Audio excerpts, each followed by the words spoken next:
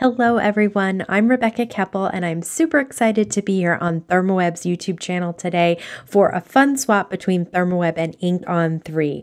These are the beautiful Atelier inks from Inkon3 and I have an entire rainbow here. I am going to be using a couple of color combinations to do some ink blending and then do some partial foiling on top of that ink blending. This is the stencil from Inkon3 that I'm going to be using. It's called Leafy Forest. And of course, whenever I use stencils, I use ThermOWeb's Pixie Spray, which is a light tack, repositionable adhesive, perfect for stencils, keeps your stencil in place, keeps your paper in place, and I always do this work on my waffle flower water media mat. This time I am going to be using the palette paper to protect my mat because I want to keep it white and I'm not sure about these inks whether or not they will stain. They are water-based, so I should be able to use them and wipe them off, but I just want to make sure. I spray the back of my Pixie Spray, I spray the back of my stencil with Pixie Spray and put my cardstock down on the mat and then place my stencil down on my cardstock. I am working on 110-pound cardstock. It is white and I've cut it down to 6x6. I'm using the Tim Holtz ink blenders that I typically use for my distress oxides with these Atelier inks, and they blend beautifully. I love this foam blender with these inks. I love these bright colors. They are super easy to blend. You'll see between the red and the orange there, you get that overlap where the colors really start to work together and blend together, and they are absolutely gorgeous. These are bright colors, which are my favorite. I love working with them. I did not do any watercoloring this time, but I will try that in the future. But for now, let me just tell you that they blend absolutely amazingly. Now check out this yellow. I can't even believe how bright and gorgeous this yellow is. It is absolutely stunning.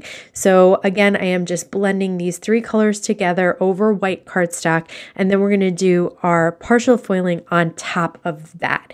So this will have just a beautiful ink blended background with then some touches of foiling rather than what I usually do is foil the whole stencils. But I really wanted to make use of these inks. So check that out. Isn't that gorgeous? I'm going to be using the Deco Foil Transfer Gel Duo today. The Duo means that you can apply the foils with either pressure from a die cut machine or with a laminator. Now I am putting the stencil back down, but I am shifting it slightly to the right because I want to create kind of a foiled shadow effect. I'm using a small makeup brush to apply the Duo Gel just in the white spots if I can get it. So I probably should have grabbed a much smaller brush to work on these little tiny white spots, but I actually like the way it turned out, so this was fine. I am not being exact here. I'm just trying to get as many of the white spots as I can with the Duo Gel, and I am not putting it on super thick, just a little touch here and there on those white spots to create that what I call a shadow effect with the foil. So this is a partial foiling, not a full foiling technique. And when I peel off the stencil there, you can kind of see the Duo Gel. It is still white, has to dry until it's clear. So now I am going to lay down some confetti, gold confetti foil with the color side facing me. The side that's facing down on the paper is silver. The nice foil side color is facing me. I'm just going to trim off the excess here because I can use that for another project. I'm going to place this inside a piece of parchment paper folded in half. You don't have to do that, but I like to avoid getting any adhesive or foiling on my die cut folders. When I run it through my die cut machine and peel it off, you can see those little foiling effects or shadows on the ink blending. So the reason that I do a 6x6 piece is that I can cut off pieces, and look at that piece. Actually, I'm going to save that for later because that really came out cute. This way I can cut down the 6x6 panel to something that is going to work for my card. Now I have a 4 1/4 by 5 1/2 piece of yellow cardstock, and I'm just cutting down that foiled panel down so that it mats on top. I am using the Rina K Designs for ThermOWeb Sending Sunshine stamp set, which is a layering set, and I'm stamping that flower using the Atelier ink. Now, I absolutely love stamping with these inks. I did find that I stamped them twice to get really good color, and now I am doing some partial stamping, just inking up the edge of that flower to get with the orange to get a two-color beautiful flower there. Now I'm going to stamp the middle, which is the second layer of the stamp, in the red, and like I said, I like to stamp them twice.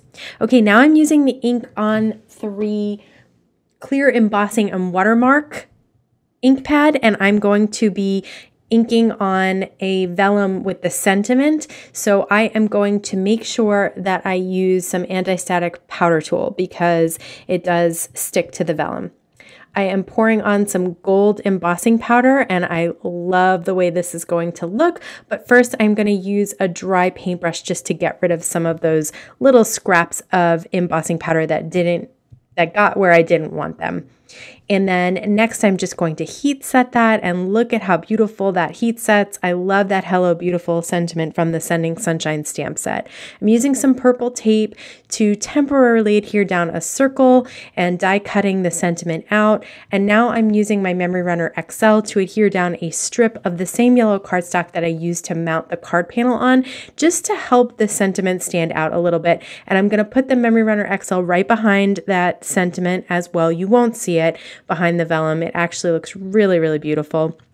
And then I'm going to use some Gina K Designs for ThermOWeb foam squares to pop up that flower. So I'm just going to place maybe 2 on there, peel off that back protective layer, and then adhere it to my card front. And that is it for the first partial foiling technique. But I'm going to do another partial foiling technique where we do an entire strip of foil down the center of the card. So the first thing I'm going to do is temporarily adhere my stencil down to my paper with the Pixie Spray, and then I'm going to ink blend once again. And check out the blend between the green and the blue inks. Oh my gosh. These inks are super, super creamy. They're really, really easy to blend. I am not like an expert ink blender by any means. I often struggle with anything other than distress oxides, but I found these really, really easy to use.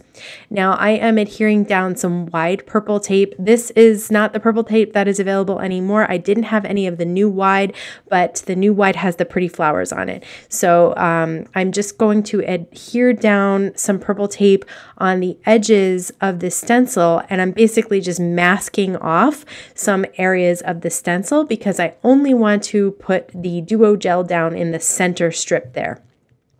So this time I am going to scoop the duo gel onto the stencil pal because I am covering the entire center strip there. I used too much here. You really don't need that much, especially for that tiny little thin strip. And the danger of using too much is that you can end up smushing it when you run it through the die cut machine. So you'll see a little part of mine is smushed, but no big deal. I think it still looks really, really cute. So now I'm going to peel off that tape and just get rid of that there. And then I'm going to remove the stencil so you can see that just the center strip is covered with the duo gel. Everything else is just ink blended. So I'm going to wait until that dries, until it's clear, just like this. And then I am going to take a piece of foil and cover that up and run it through a die cut machine.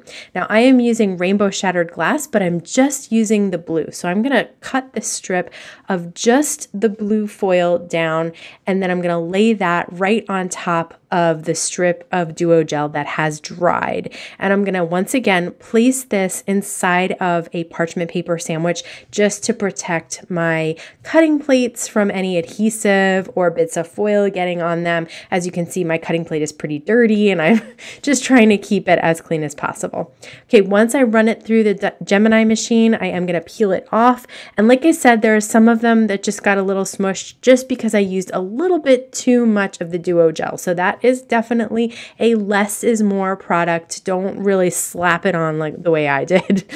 Okay, and I'm going to cut this panel down once again.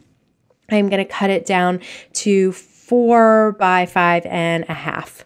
Now I am stamping the pineapple stamp from the Sending Sunshine stamp set. Again, that is from Rina Designs for ThermOWeb. And I am stamping the main pineapple in the yellow ink. And then I'm going to stamp the second layer of the pineapple with the orange ink. And that creates a really pretty layered look and looks like an actual pineapple. I just think it's the cutest thing. So once again, I do stamp most of these inks twice, but with the orange, I only needed one application. Then I add the top of the pineapple, which is those leaves and stems, and I'm going to stamp those in the green.